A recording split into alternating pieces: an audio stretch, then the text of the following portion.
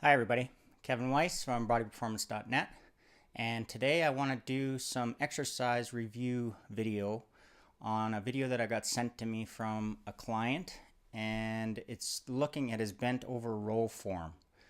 And his form actually isn't that bad in the video, to be honest, but when you're dealing with the compound major exercises, which I believe are very important in everyone's program, little things can make a difference as far as keeping you safe and actually targeting the muscles that you're just trying to work. So sometimes when I'm doing these videos, it may seem like I'm nitpicking very minor things. Sometimes I get videos and there's major things wrong, and that has to be addressed as well. But sometimes the little things also make a big difference too. So if it seems like I'm nitpicking this, there's a reason for that. I want people's form to be as good as possible so they can do the exercises as safely as possible. So let's take a quick look at his video, and then I'll break it down and make suggestions on what I think can be improved. So let's break this form down a little bit here. One note I would like to make is if people are sending me videos, please keep your camera still. Don't bother moving around the person because it makes it very hard to break it down as far as showing angles and stuff. So set your camera up most of the time right 90 degrees to the person and just leave it there. So the first suggestion I would make here is you actually should maybe stand all the way up with it first to set yourself. Because when you're coming up like this, kind of, and then your knees straighten, the bar kind of gets, see how far the bar is away from the shins there. You're probably okay as far as like your back, but it's still putting stress on your back you don't need. So to actually set yourself in the proper position, you need to stand, or you should stand all the way up like a full deadlift, and then come down into the position of a Romanian deadlift so that the bar is right below your knees but in contact with the shins. So you're at about the right level here, but your knees have gone back. And now you bring them forward reasonably well. So what we're looking at here is your first reps are actually pretty good, although what I would like to see is this angle right here of the hips. I would like to see this a little bit more closed. I'm not too picky about this angle of the back being like whether you're completely 90 degrees or whatever, but where you're getting support from is from this joint being closed, so almost like the bottom of your stomach and the top of your hips are pinching together.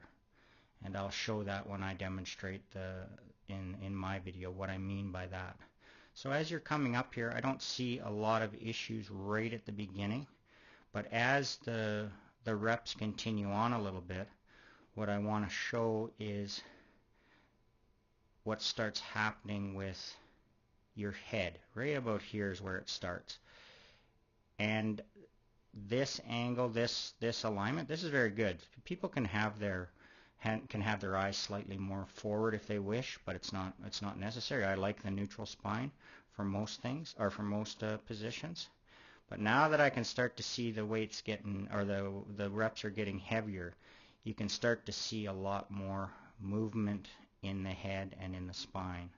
So this is his starting position, and this is his finishing position,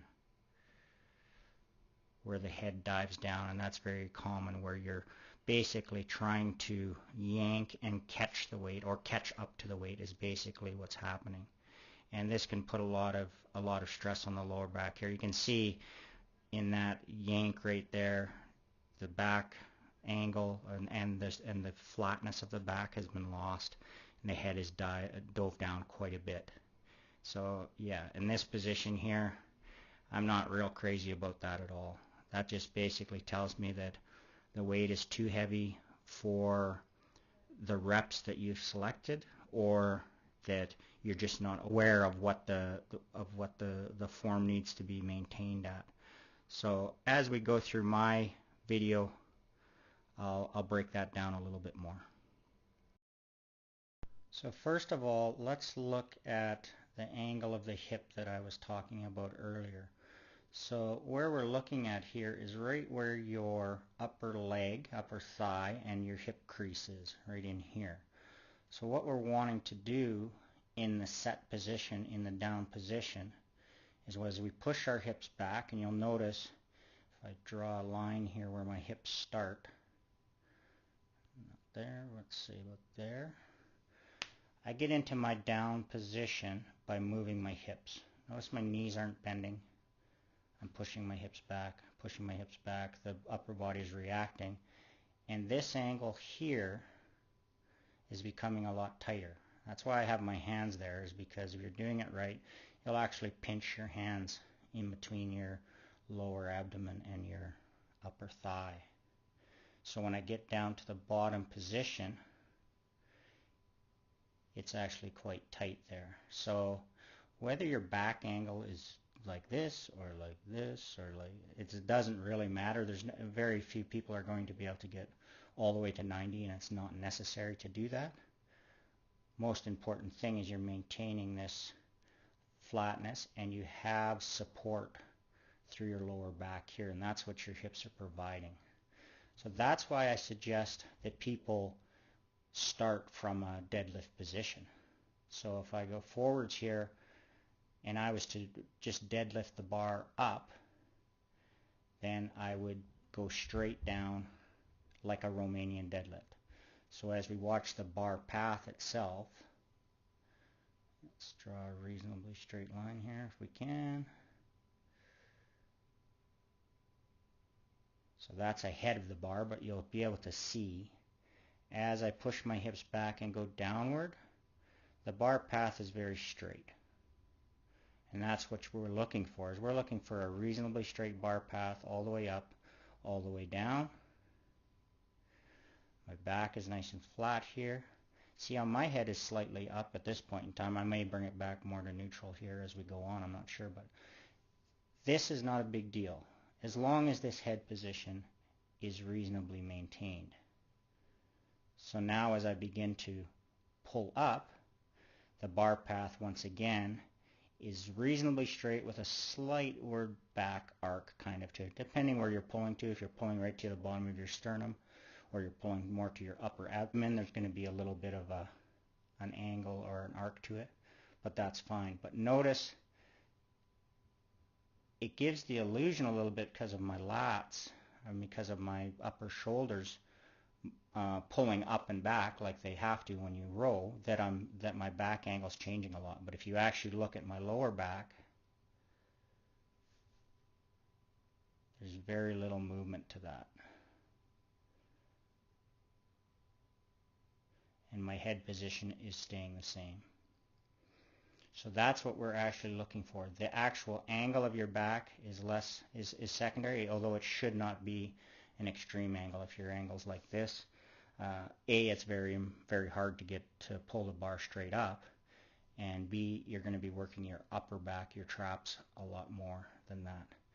With the weight slightly heavier too, your angle might be a little bit flatter, but the most important thing is you're maintaining that reasonably straight bar path and you're keeping your lower back flat and your head straight.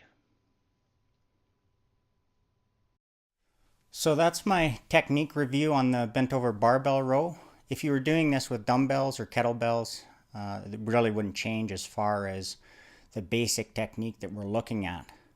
So when I broke down the first video, it wasn't that there was major stuff wrong, especially when you watch it in full speed. It didn't get obvious until near the end when the head was really moving a lot.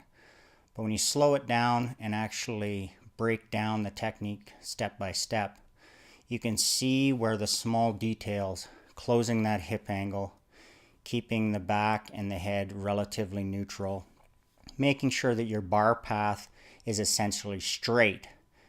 Overall, these are going to make a big difference in how safe the exercise is. Over the years, I've had many people that they claim they can't do barbell rows or dumbbell rows like that because it just hurts their back. Well, it's not the dumbbell row or the barbell row that's hurting their back. It's 99.9% of the time it's their technique. If someone has an existing back injury, that's a different story, but if your technique is not correct, your chances of having a bad time with it are very high. So I hope this review helps. Kevin Weiss, bodyperformance.net. Talk to you again soon.